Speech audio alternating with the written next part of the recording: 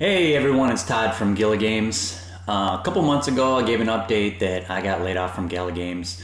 The situation kind of sucked, but I guess it gave me an opportunity to get back to working on my Gila Games projects. Like Rising Star 2. I mentioned I've been working on the localization effort, and that is really, really close to being done. It's not only gonna benefit people that want to get it in different languages, but it'll benefit everybody that wants to play in different regions of the world, because I added a map for Japan, South Korea, and China, so two whole new regions, plus some new features that kind of went along with that, small things. But I knew I was going to work on that for a little while until I decided what to do next, and I wasn't sure. Like I just wanted to see what was going to hit me, what inspiration was going to hit me.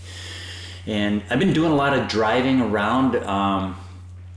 Drove to California from Texas and back. Went to the Bottle Rock Music Festival, which was really awesome, over Memorial Day weekend.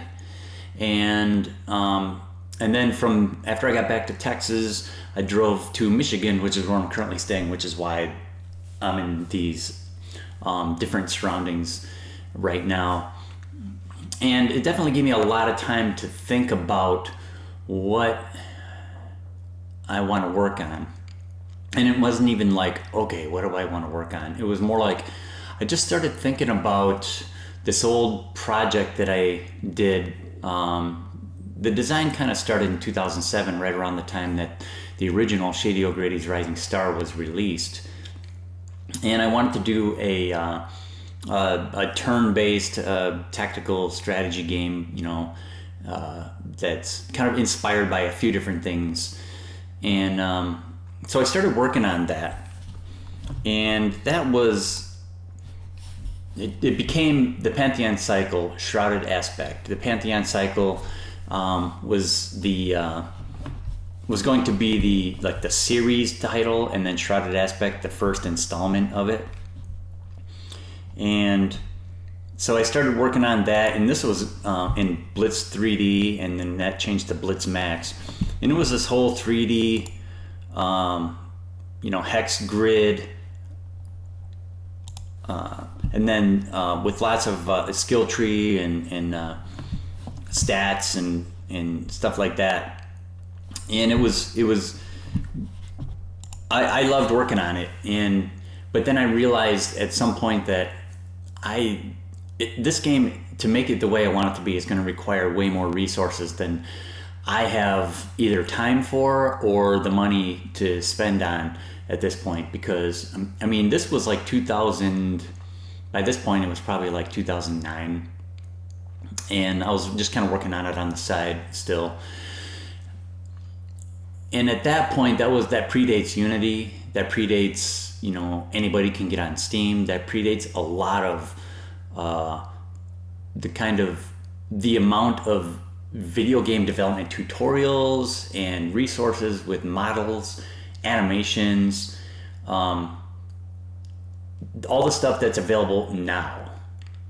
So I've been thinking about that, and I thought I would love to revisit this game, because what I ended up doing is making Shrouded Aspect. It did come out in 2011 as an iOS game, and here's some screenshots. So what I did was made it all two-dimensional. All the graphics are pre-rendered sprites, and the characters didn't have any animations. They were just kind of like paper doll cutouts that slid around the screen as you moved.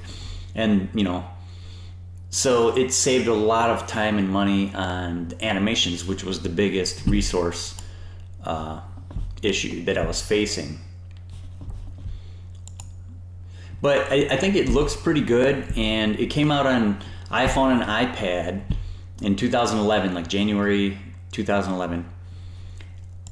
And it didn't do well at all. I felt like the game was really, really good, but it was the wrong platform for that kind of game, at least in 2011. It was way too deep of a strategy game. a lot of details. It really should be a computer game. So I've been thinking about it while driving around so much, thinking about how all these resources that weren't available back then are now readily available. Mixamo.com has this huge library of free animations for characters, in which I use a lot of in Rising Star 2 already for the dance moves and stuff. Models, there's like CG Trader, Turbo Squid, not to mention, the Unity Assets Store has just so many really great models of just general everyday items like trees and crates and rocks and flowers and grass, and you can get access to really, really high resolution textures for terrain, things like that. Plus, I have a lot of experience now since then working in Unity, and have a lot of libraries and techniques and things built up that I can easily throw things together a lot faster than I could back when I was using Blitz 3D or Blitz Max. So I thought, I bet I could do this. I could make the original vision of the game, which is a 3D computer game, within a year. I think I could pull it off within a year, and it would be a really good version of the game, like I originally wanted it to be. Probably better than the original version was going to be because of the technology available nowadays. So that's basically my announcement of what I'm working on next. And I've been working on it pretty solid for the last couple of weeks while I'm here in Michigan. And I know for sure that it's the next project that I am really passionate about, because it's hard to pull me away from working on it. I have a lot of stuff done so far, which I will go over in a video log series of the development of this game. I plan on talking about the different technical aspects of what's going on, because this is really, the game itself is fully designed because it was finished as an iOS game. So the game itself is fully designed as far as the characters, the skills, the spells, the scenarios, the story. All of that exists already. I just have to basically port it into Unity, and I have to convert the native Objective-C language code from the iOS code that I still have into C# and restructure the whole project so that it's more Unity like, because the original game was really more like kind of a traditional game where you set up one main loop and have to be, the code has to be responsible for drawing every sprite on the screen in the order that you want them to be drawn. With Unity and other modern game engines, you don't have to worry about that specific stuff. You just basically create everything, tell it where to be, and it just, the draw part is automatically done. So anyway, I'm gonna stop right now about this. I just wanted to announce what I'm planning on working on next. The Rising Star 2 localization stuff is still, I'm waiting for the final Korean localization batch, which should be any day now that I get it. I'm starting to work with a company that specializes in getting into the Chinese market, because there's a lot of hoops you got to jump through for that.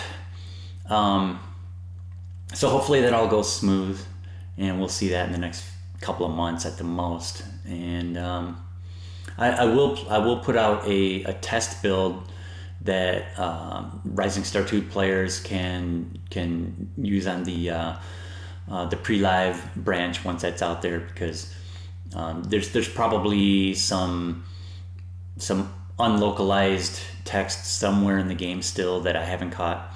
So a little bit of extra testing on a wider net would be good. That's it. So look forward to my upcoming series of web video logs, dev logs for Shrouded Aspect on the computer.